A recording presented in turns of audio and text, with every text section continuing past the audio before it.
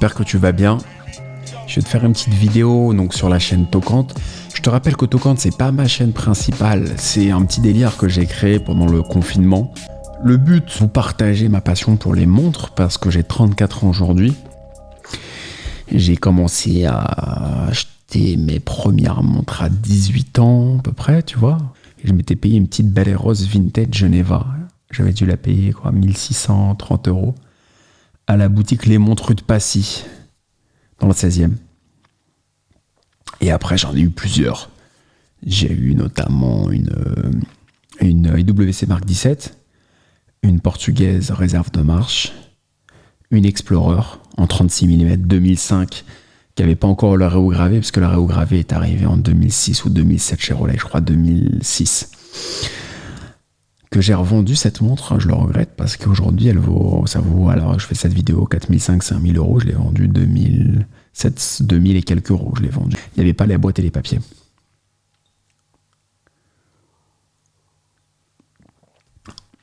Et ensuite, j'ai acheté, donc il y a un an, une Erking 116-900. Au départ, je voulais m'acheter une Datejust Wimbledon.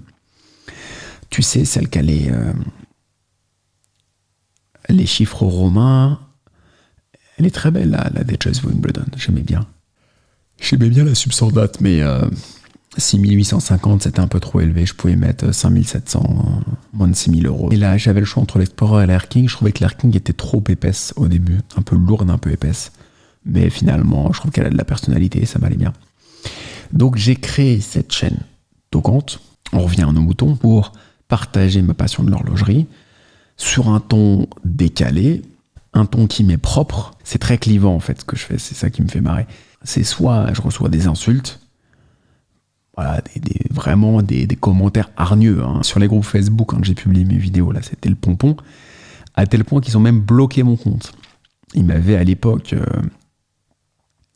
signalé comme contenu indésirable, comme spam, parce que j'avais publié des extraits de mes vidéos. Bon, j'avoue qu'il y avait un côté un peu provocateur, parce que je savais que ça allait énerver les gens. Donc j'ai publié. Donc il y avait quand même, il faut le reconnaître de ma part, un contenu provocateur. Maintenant, est-ce que ça doit susciter de se faire bannir, de se faire dénoncer sur Facebook comme contenu indésirable à l'unisson pour qu'on bloque pendant, je sais plus, une semaine mon compte Facebook? Là, il y a discussion, je pense pas. Tu vois, je pense pas qu'on doive en arriver là.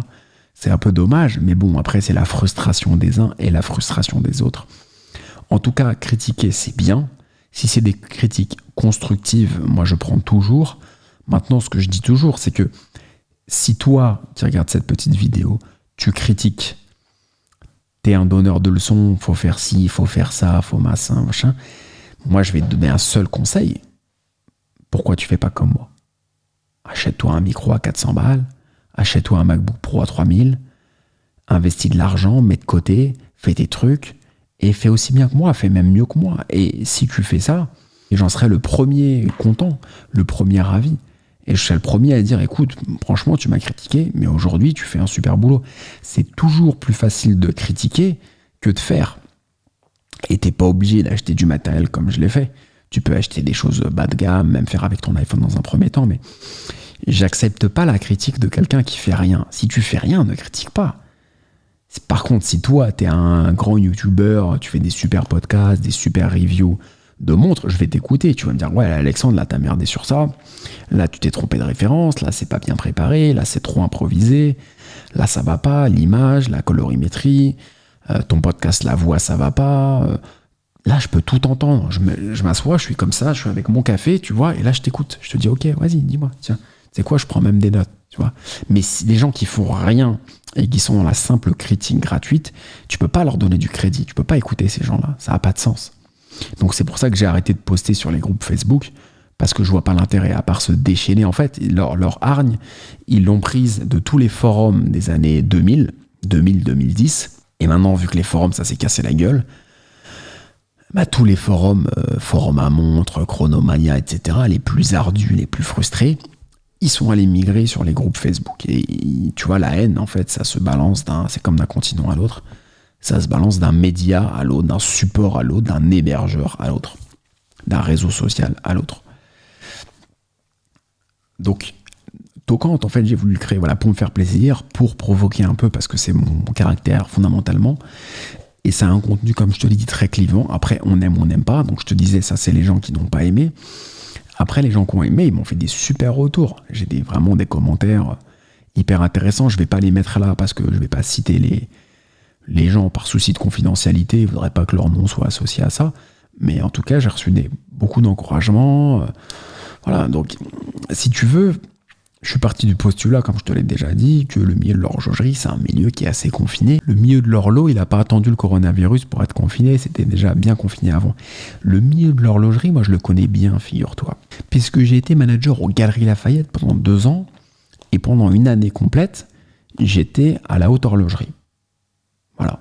J'avais dans mon périmètre, comme on disait, des marques telles que Rolex, Omega, Piaget, Blancpain, Hublot, toutes les marques horlogères qui sont présentes dans les magasins de luxe, boulevard Haussmann.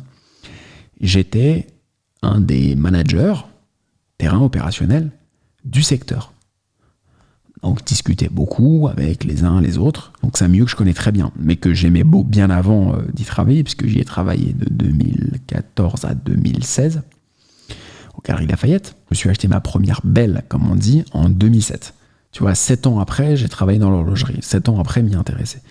Donc voilà, je m'y intéresse depuis 2007. Donc ça fait un petit moment, ça date pas d'aujourd'hui. Je m'y intéressais quand j'avais pas un radis, pas un flèche, comme on dit. Maintenant, les temps ont un peu changé, même si il n'y a pas d'aboutissement encore. Voilà l'idée, voilà qui se cache derrière Tocante, voilà les convictions. Les convictions, c'est de dire, mettons un coup de pied ensemble dans la fourmilière, dans ce milieu-là. Donc c'est pas pour le foutre par terre, ou c'est pas pour le critiquer ou quoi, puisque je suis passionné réellement de montres. C'est simplement pour dire, arrête de péter plus haut que ton cul avec tes montres, ça ne sert à rien. Moi, j'accepte tout le monde, que tu viennes de banlieue, que tu sois black, blanc, beurre, chinois ou quoi, que ce soit de l'argent déclaré, pas déclaré. Je vais pas te critiquer si tu as des belles montres, bravo, bienvenue au club. Et jusqu'à présent, le milieu de l'horlogerie, c'était un petit microcosme de club où il fallait rentrer. C'était un espèce d'entre-soi, comme tu vois dans des country clubs parisiens, par exemple, dans le Bois de Boulogne, en bas des Champs-Élysées également. Tu vois, des country clubs très fermés que je côtoie dans mon métier actuel. Je ne vais pas te dire ce qu'est mon métier actuel, mais dans mon métier actuel, je côtoie ces clubs-là. Mais si tu veux, c'était un entre-soi complètement fermé, complètement d'initié. Et moi, c'est pas ma vision du tout. La vision où il faut rester dans un petit milieu d'initiés, moi, je le combats tous les jours. Donc, si tu apprécies les valeurs de ma chaîne, les valeurs de Tocante, qui sont des valeurs très simples, des valeurs de franchise, de mettre un coup de pied dans la fourmilière, tu vois. Voilà, toutes ces figures de proue à la Audiard, si ça t'apprécie, avec ce franc-parler parigo, bah tu peux aller sur ma chaîne principale. Je vais te mettre le lien en description. Et tu peux surtout écouter mes podcasts quotidiens, parce qu'en fait, dans mes podcasts quotidiens, je vais plus loin. En fait, Tocante, c'est un aperçu, ça me permet aussi d'aller chercher des gens passionnés de l'horlogerie pour les ramener dans mon univers plus généraliste, moins précis, moins niche que l'horlogerie. T'as un contenu qui va être très à l'américaine. Après, il faut aimer, hein, si t'es trop français, conservateur, c'est vrai que t'apprécieras pas mon contenu. Après, si t'as une vision un peu plus ouverte, tu risques d'apprécier. Donc, je te laisse aller voir, je te laisse écouter, je te laisse découvrir. Et ensuite, tu me fais un retour avec grand plaisir. Écoute, profite bien et à bientôt.